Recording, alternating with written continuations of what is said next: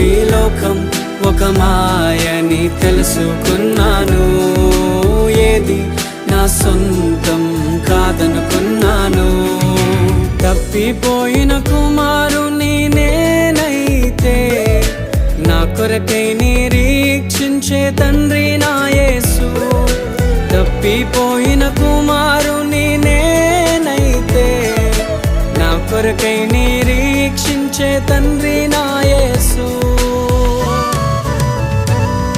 ఈ లోకమంతా నేను వెతకినా నాకు లేదయ్యా ఎక్కడా ఆనందం.